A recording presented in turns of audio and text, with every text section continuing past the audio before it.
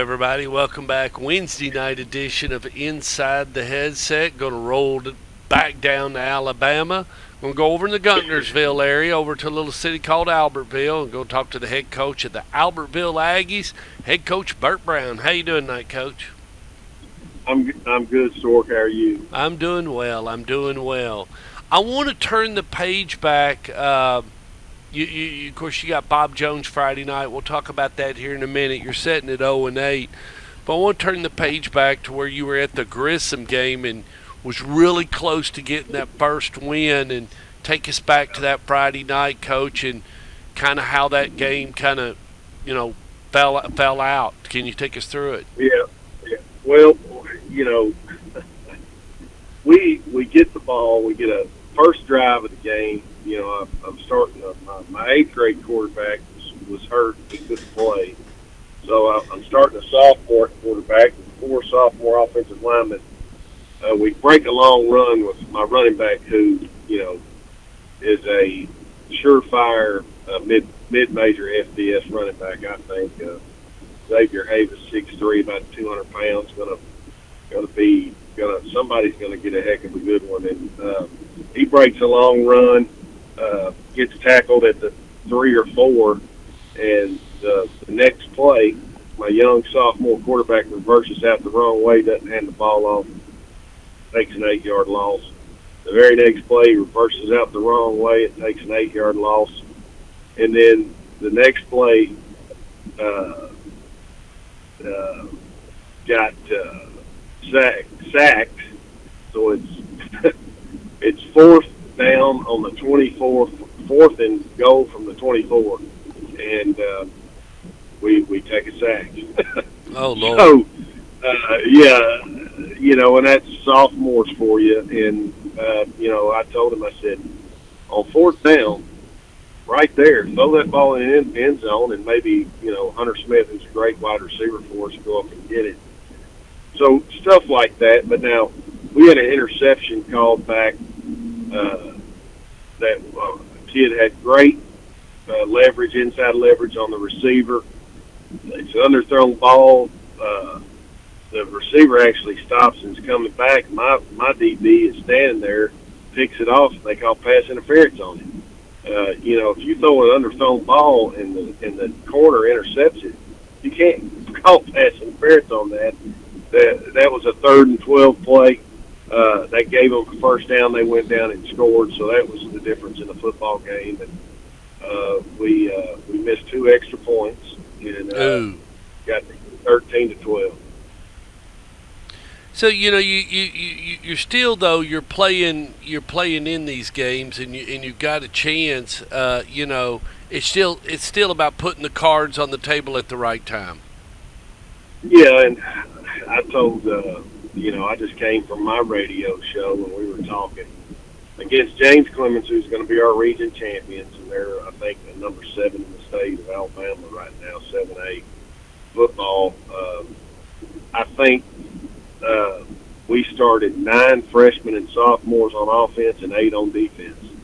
So we're a bunch of puppies playing their big defensive tackle that's committed to LSU, and another one of their defensive tackles is committed to South Alabama. So, we're starting 4 sophomore offensive linemen against that, which that is kind of scary when you think about it. But our kids fought their tails off the other night. We really, it was 26-6 at half, and one of the things that we constantly do it to ourselves because we are so young. My sophomore center, the first play of the second half, snaps the ball over the quarterback's head, and they get on it on the 1-yard line. The next play, they run quarterback sneak and score. So, we just tend to do things like that, and anytime you're that young, you're going to make mistakes like that. We just find the time, to do it. We kick a sky kick, and, one thing we tell our kids constantly, when you're within 10 yards of the ball carrier, you can't rip out of your lane to get back in it. You've got to take that block on and stay with lane integrity. Well, one kid rips out of his lane, and the other kid isn't running as fast as he can. And so there's a big giant hole there. The kid houses it for 6. Right after we score our third touchdown to come within, I think, 21 in the third quarter there, had all the momentum going our way, and we make mistakes like that, and that just costs you. I mean, when you do stuff like that, it's gonna come back to bite you, and it has done us all year, and it would, and you know, obviously we are not as talented as some of these teams that we're playing right now because we've got 8 seniors and 8 juniors on our football team, and we're a very heavy sophomore and freshman football team, and I think next year, one of the things that we've done, I think, real good as a coach staff is recruit our own hallways, because I think that the previous staff ran some guys out of football that didn't want to play anymore. So I think we got some kids that are going to come back out and play and excited about it. So that's exciting. It's exciting that, you know, we got 2 games left with an opportunity. I feel like if we, you know, can eliminate half of our mistakes, we're going to be in the football game. Well, and two, I mean, Coach, you've realized also that you've been teaching, and you're going to have to do a whole lot more of it. But I was talking to a coach, and I don't want to say what high school team, but he was like, he had just joined, recently, and first thing he said is, I'm teaching stuff you should know in youth football. I mean, you should know, you should already know this stuff. I shouldn't have to be teaching this stuff. How you get your feet set, So, yeah, take it away, football Coach. IQ. Yeah. Football IQ and football 101 stuff.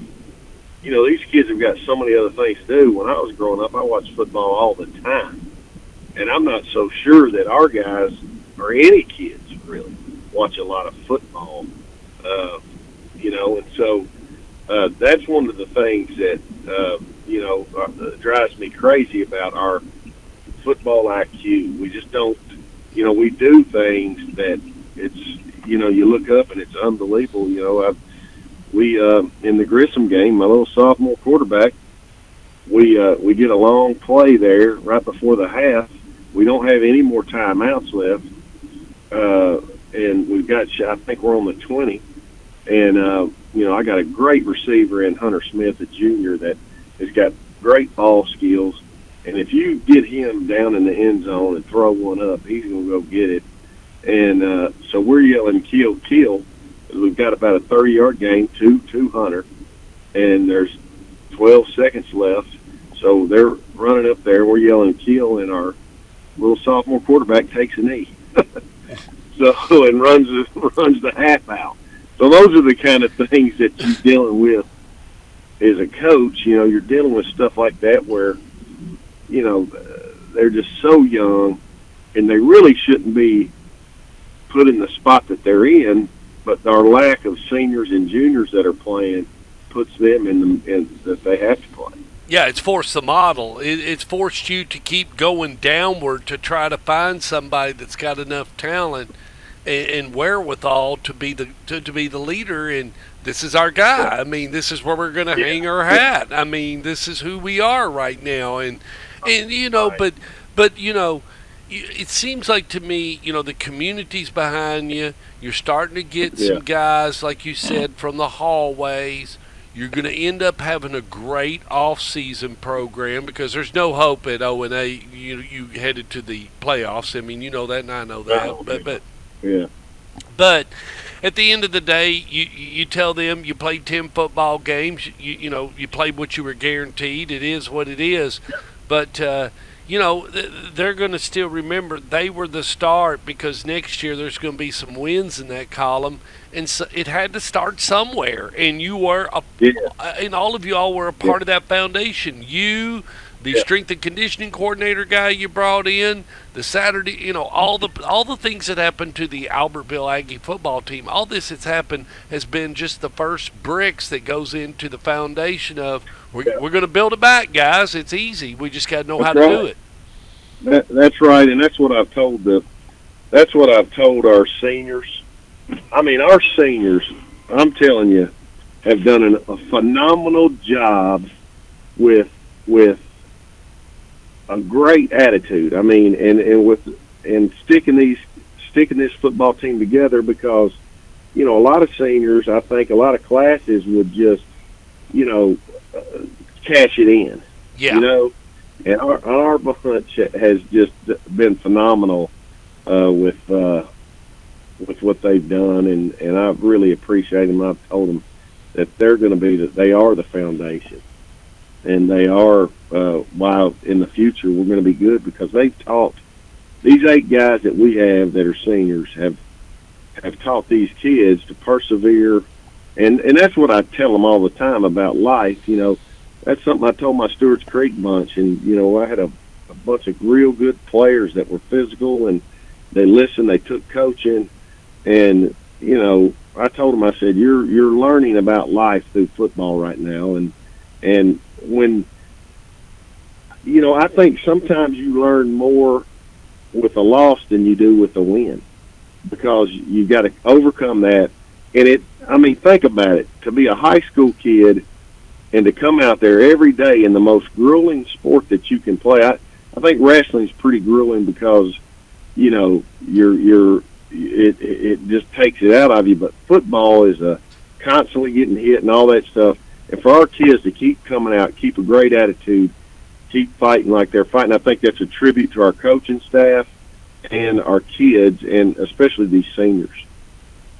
Absolutely. Well, we move on, and you got Bob Jones away, and they got more cheerleaders than they got police officers in the city of Huntsville. I mean, if you've never seen a Bob Jones and been over there to that high school, and Smyrna scrimmage, I don't know why Philip would do it, but heck, we'd go all the way to Bob Jones, and I'd have to go down there and film a scrimmage, but went down there several times and filmed several scrimmages at Bob Jones High School. But they put on a great game day show. I mean, they got a lot of people involved, and they got some jack, too. I mean, that little area, that Huntsville area, a lot of money in that area.